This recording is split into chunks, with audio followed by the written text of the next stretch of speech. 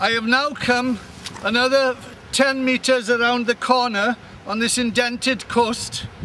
I've got a hedge on my left here, and the other side of the hedge is pt2 Island, Site of Special Scientific Interest with rare plants.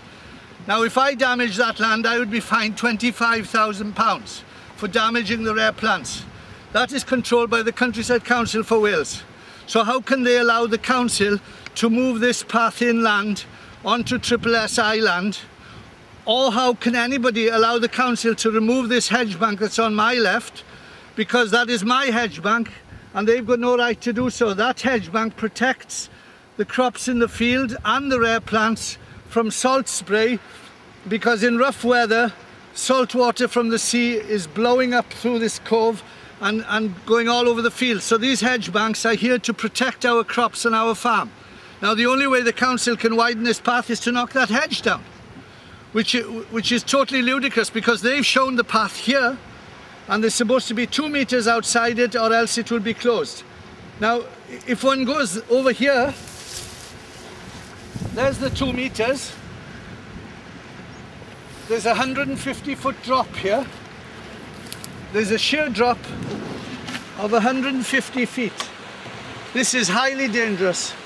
How can children be brought here? This is inside Cardigan Island Coastal Farm Park, remember? But we don't allow our visitors to walk here at present because the cliffs are unfenced. We only bring people to this portion of the farm park by tractor and trailer taxi, where we allow people to walk closer to Cardigan Island, which is further down the coast, and it's all farm park. Cardigan Island is further down. That is only 3 or 4 fields away. By the way, it may look a long distance, but it's only 4 fields away. Now that area there is fenced, and that's where we allow the public to walk. We only allow them to come here within the safety of a tractor and trailer taxi, because these cliffs are highly dangerous. You can tell by the sheer cliffs and the fact they're unfenced.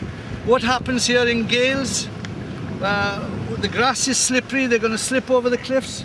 People will have dogs, the dogs will trip them up if they're on leads. Big dogs can push children over the cliffs. Our cattle and sheep and ponies are grazing further along here on a 150-meter wide section. People with dogs on this coastal path will chase the cattle, sheep or ponies along these cliffs, and they will be stampeding here because there'll be a fence on the inside. There'll be a fence on the inside, but not on the outside, as dictated by the council, by the way. So the people will be trapped here, and there will be a stampede of cattle or ponies or sheep coming along here, with maybe 200 members of the public along this next 200-300 meters, and they will be trapped on a very narrow section of coast with no fence on the outside. Now how can that be safe? Now this has been highlighted by Wenlock Health and Safety of Shropshire in an independent report which is available on cardiganisland.com/petition. You will see the health and safety report on there. This is being ignored by Ceredigion County Council. Ceredigion County Council chose this route 3.5 years ago without a site visit by councillors, and having removed all detail from the Ordnance Survey map to get the vote from the councillors. And I'm an ex-Ordnance Survey cartographic surveyor. I'm 62 years of age. I surveyed for the Ordnance Survey in the 1960s. And the map they voted upon on March 1st, 2006 did not have one word on it, not a single word. The grid and all identification was removed to get the vote. We didn't have the councillors come here. There are 43 Ceredigion County councillors. Only one came here before the vote. 2 footpath officers chose this route. No safety officer of Ceredigion County Council was ever involved with this project. The safety officer for the council, Mr. Keith Holmes, came out here about a month ago in July 2009 for the first time ever to view this route. Now he'd never been here before, so how can a council create a path here without the footpath, without any safety officer of the council being involved? And they've also ignored Construction Design and Management Rules 2007, known as CDM, which the council should have sent a CDM F10 notification of project to the council, to the Health and Safety Executive in before they started work at the planning stage of this footpath, and they haven't done so. They haven't done so. No safety officer has been involved with this. Now I've come another 15 meters. Look how narrow the path is here. I've got a hedge on my left here, the hedge bank, and a sheer cliff just over 2 meters to my right. So how can this be safe? There's meant to be a 2 meter path here with 2 meters outside.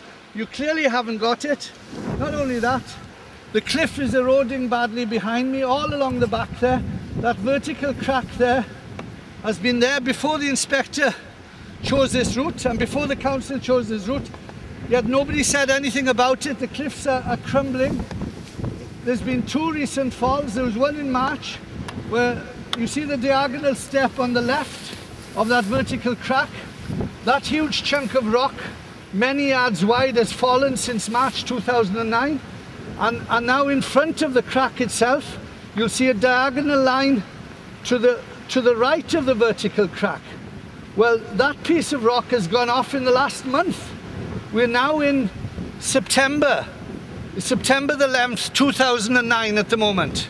The last time I came down here, that rock face didn't look like that. And I was here a month ago. That rock has fallen. And in front of that crack, it's clear because there are 2 diagonal lines parallel to each other. It looks like a rhombus. And that wasn't that shape last year. It's changed in the last twice. In the last two months, that rock has fallen there, and then the previous piece in around March 2009, a huge chunk, 10 meters wide, fell. And if you look up, you'll see overhanging turf a bit further up to the left. There is no rock, no foundation under that turf. If somebody stands on that turf, they will die because there's nothing to support them. I've now come another 15 meters to the east of point J, working my way round to point H on the map, and you will see that there is no 2 meters outside this path. This plank is 2 meters wide. The hedge is on my left, the cliff is on my right. So where is the 2 meter safety margin? The council said they'd close the path if there's no 2 meter safety margin outside it. So why are they creating a path here? And why have they done so in other places like Munt, Borth, Llangrannog, New Quay, where there is no safety margin outside? Tresaith, all along the Ceredigion coast, they've created a path on the edge of the cliffs without even 2 inches outside the path in many places, let alone 2 meters. Here, you've got an example of where the cliff has slipped down 2 meters because the turf is still there. It's come down from the top about 3 or 4 or 5 years ago, I think. So that had slipped like that when the inspector was here in March 2006, supposedly here. I doubt if the inspector ever saw this. Otherwise, how could he have permitted a public footpath to come here? Because children are going to be killed, and adults. Anybody can be blown off these cliffs. Look how narrow the path is above this slipped section on my right. And you've got a vertical 150-foot cliff, and the cliffs are crumbling. Now then.